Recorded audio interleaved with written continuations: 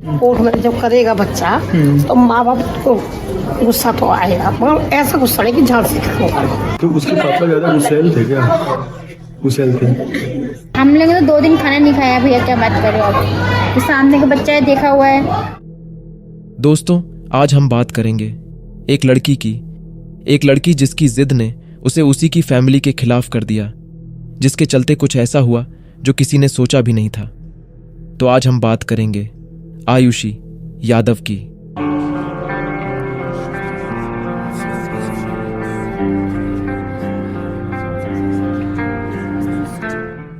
18 नवंबर 2022 सुबह करीब 11 बजे मथुरा के थाना राया इलाके की पुलिस को यमुना एक्सप्रेसवे के सर्विस रोड पर एक रेड सूटकेस पड़ा मिला। जब कुछ पुलिस वालों ने उसे खोलकर देखा तो वे शॉक हो गए, क्योंकि उस सूटकेस में एक लड़की की डेड बॉडी थी, जिसे पॉलीथीन से पैक किया हुआ था।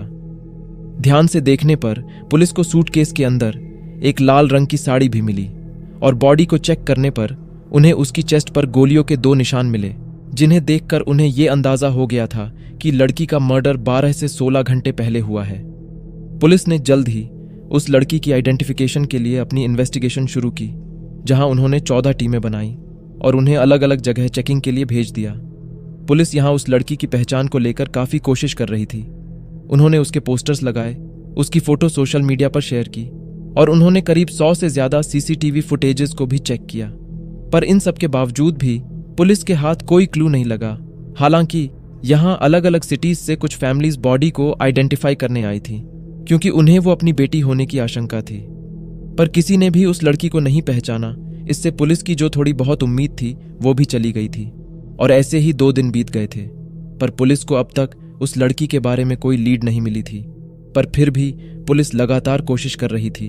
उनकी टीमें लगातार नोएडा, गुरुग्राम, फरीदाबाद, दिल्ली, आगरा और अलीगढ़ समेत कई जिलों में इन्वेस्टिगेशन कर रही थी।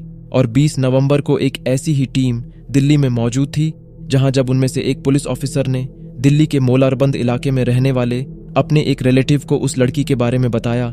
बाद में जब उस ऑफिसर ने उन्हें उस लड़की की फोटो दिखाई तो उन्होंने उस लड़की को पहचान लिया और कहा कि ये लड़की तो हमारे ही एरिया की है, इसका नाम आयुषी है।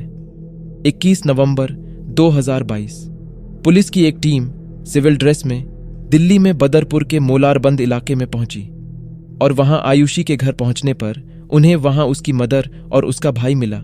जहां जब आयुषी की फोटो उन दोनों को दिखाई गई तो उसके भाई आयुष ने अपनी बहन को देखते ही पहचान लिया। पुलिस ने जब आयुषी की मदर ब्रजबाला से पूछा कि उनकी बेटी कहाँ है, तो पुलिस की बात सुनते ही वो एकदम से रोने लगी। मामले को ठीक से समझने के लिए पुलिस उन दोनों को ही पुलिस स्टेशन में ले गई, जहां बाद में उन्होंने आयुषी के फादर नितेश यादव को भी बुलाया और उनसे पूछा कि उनकी बेटी इतने दिनों से गायब है, उन्होंने कोई मिसिंग रिपोर्ट क्यों नहीं की। ये पूछते ही आयुषी के पेरेंट्स पुलिस के सामने रोने लगे और उन्होंने कहा कि उनसे बहुत बड़ी गलती हो गई है। आयुषी की फैमिली उत्तर प्रदेश के गोरखपुर की रहने वाली थी, लेकिन जब उसके फादर नितेश यादव, जो कि प्रोफेशन से एक इलेक्ट्रीशियन थे, उन्हें दिल्ली में एक इलेक्ट्रॉनिक स्टोर में काम मिला तो वे अपनी फैमिली के साथ दिल्ली के मोलारबंद इलाके में शिफ्ट हो गए, जिनके साथ आयुषी के दादा दादी भी थे। यहाँ आयुषी 20 साल की थी। वो दिल्ली के ही एक प्राइवेट कॉलेज से BCA कर रही थी। वो पढ़ने में काफी होशियार थी और हाल ही में उसने नीट का एग्जाम भी क्लियर किया था, लेकिन बाद में वो उसकी काउंसलिंग में नहीं गई। उसके पेरेंट्स ने उसे काफी समझाया काउंसलिंग में शामिल होने के लिए, पर आयुषी ने इससे साफ मना कर दिया। यहाँ आयुषी की अपने पेरेंट्स से काफी बहस होती थी। वो उनसे हमेशा लड़ती और उनकी कोई भी बात नहीं मानती थी। कई बार तो वो घर वालों को बिना कुछ बताए घर से चली जाती थी। इन सब से उसके फादर नितेश को काफी बुरा लगता था, क्योंकि आसपास के लोग भी उनकी बेटी को लेकर बातें किया करते थे, जिससे उनकी बदनामी होती थी। लेकिन फिर आता है 17 नवंबर 2022, जहां दोपहर के वक्त आयुषी ने अपनी मदर ब्रजबाला को कुछ ऐसा बताया जिसे सुनकर उन्हें अपनी बेटी की बातों पर यकीन ही नहीं हुआ। आयुषी ने उनसे कहा कि 1 साल पहले उसने छत्रपाल गुर्जर नाम के लड़के से शादी कर ली आर्य समाज मंदिर में, और अब वो इस घर में नहीं रह सकती। वो अब अपने पति के साथ रहना चाहती है। ये सुनकर उसकी मदर ने उसे समझाया कि लड़का दूसरी कास्ट का है, ऐसा मत करो वरना हमारे घर की काफी बदनामी होगी। पर आयुषी उनकी बात सुनने को तैयार नहीं थी। और दोनों के ही बीच काफी बहस होने लगी, जिससे परेशान होकर ब्रजबाला ने नितेश यादव को कॉल लगाया। उनसे कहा कि आप जल्दी से अपने घर आकर अपनी बेटी को समझाइए। कुछ देर बाद जब आयुषी के फादर घर आते हैं तो वो उससे इस मामले के बारे में पूछते हैं, जिस पर आयुषी उन्हें कहती है कि वो छत्रपाल से प्यार करती है और उसने उससे शादी भी कर ली है और अब वो एक बालिग है तो वो अब अपने पति के साथ रहना चाहती है। आयुषी की ये बातें सुनकर नितेश यहाँ काफी गुस्सा हो गए थे। उन्होंने उससे कहा कि हमने तुम्हें बचपन से पढ़ाया, पाला पोसा बड़ा किया और तुम्हें हमारे प्यार की कदर नहीं है। पर आयुषी अपनी जिद पर अड़ी रही और उसने अपने फादर को ये तक कह दिया कि वो अब उनकी बेटी नहीं बल्कि छत्रपाल की पत्नी है। और इस लगातार बहस के चलते नितेश का गुस्सा उनके आपे से बाहर हो गया और उन्होंने अपनी एक लाइसेंस रिवॉल्वर से आयुषी की चेस्ट पर 2 गोलियां चला दी, जिससे आयुषी की मौके पर ही मौत हो गई। ये देखकर आयुषी की मदर उसे गले लगाकर जोरों से रोने लगी और यहां जब उसके फादर का भी गुस्सा शांत हुआ तो उन्हें रियलाइज हुआ कि उनसे कितनी बड़ी गलती हो गई है।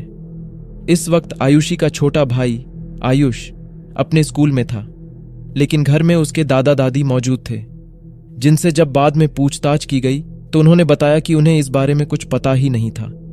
पहले का शादी का हवा नहीं लगा। अच्छा। हाँ, दूसरी जात से काहे के करी, हम लड़कियां सारी हमन के अपने जात में होता है, तो जब नाई हो अपन लड़की पसंद करी तब न करी दूसरी जात में। हमार लड़की से रही है सना, जब हमार का बाप जोहा भाई जोहा तहे शादी भई। की बात लड़की हमार करे नहीं, कभी फोन नहीं उठाई, कभी बहुत डरती से बाप से अपने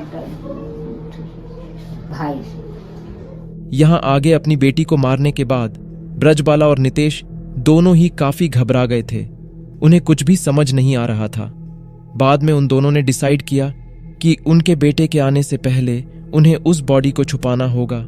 यहाँ आयुषी की बॉडी से काफी ब्लीडिंग होने लगी थी, तो ब्रजबाला ने अपनी 1-2 साड़ी उस पर लपेट दी।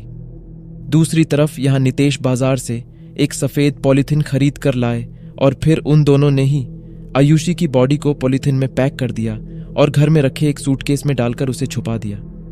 थोड़ी देर बाद जब घर में आयुषी का छोटा भाई आया तो उसने अपनी मदर से पूछा कि उसकी बहन कहाँ है, तो उन्होंने उसे कहा कि वो किसी काम से बाहर गई है। यहाँ अगले दिन तक उन्होंने उस सूटकेस को छुपाए रखा और 18 नवंबर की सुबह करीब 3 बजे उन्होंने सूटकेस को अपनी गाड़ी में रखा और घर से निकल गए। दोनों आगरा दिल्ली हाईवे से मथुरा पहुंचे। इसके बाद यमुना एक्सप्रेसवे के सर्विस रोड पर सुबह करीब 6:30 बजे सूटकेस को सर्विस रोड पर छोड़कर यमुना एक्सप्रेसवे से होकर वापस घर लौट आए। लेकिन कुछ ही घंटों बाद पुलिस को वो सूटकेस मिल गया। यहाँ पुलिस को बाद में एक टोल प्लाजा की सीसीटीवी फुटेज भी मिली, जिसमें वो उनकी गाड़ी को साफ देख सकते थे। पूछताछ के दौरान नितेश ने पुलिस को बताया कि वो आयुषी को रोड पर नहीं छोड़ना चाहते थे, वो तो उसे अपने गांव ले जाकर उसका फ्यूनरल करने वाले थे। लेकिन वे बीच रास्ते में कहीं भटक गए, जिस वजह से उन्हें काफी टाइम लगने लगा और सुबह के 6:30 बज गए थे। दिन निकलने लगा था, तो इसीलिए उन्होंने डर के मारे सूटकेस को सड़क पर ही छोड़ दिया। आगे 21 नवंबर सोमवार को नितेश के कहने पर आयुषी का अंतिम संस्कार मथुरा के ध्रुव घाट पर कराया गया, जहां नितेश ने ही अपनी बेटी की चिता को आग दी। बाद में ब्रजबाला और नितेश को हत्या के लिए आईपीसी की धारा 302 और सबूत मिटाने के लिए 201 के तहत दोनों को उम्र कैद की सजा दी गई। आयुषी एक काफी ब्राइट स्टूडेंट थी। वो एक सॉफ्टवेयर इंजीनियर बनना चाहती थी और बीसीए की पढ़ाई कर रही थी। उसकी गलती सिर्फ इतनी थी कि उसने किसी दूसरी कास्ट के लड़के से शादी कर ली थी, जिसको उसके फादर ने अपनी बदनामी समझा। और 1 दिसंबर को आयुषी का बर्थडे था। अगर वो जिंदा होती तो 16 दिन बाद अपना 21st बर्थडे सेलिब्रेट कर रही होती। तो दोस्तों, आज का केस हम यही खत्म करते हैं। तो दोस्तों, अगर आप क्राइम और मर्डर से रिलेटेड मिस्ट्रीज और डॉक्यूमेंट्रीज देखने में इंटरेस्ट रखते हैं तो आप हमारे चैनल को सब्सक्राइब कीजिए, हमारे वीडियो को लाइक करें ताकि हम ग्रो कर सके और हमारा काम ज्यादा से ज्यादा लोगों तक पहुंचे। तो तब तक के लिए मैं आपको मिलूंगा किसी और केस के साथ। Thank you.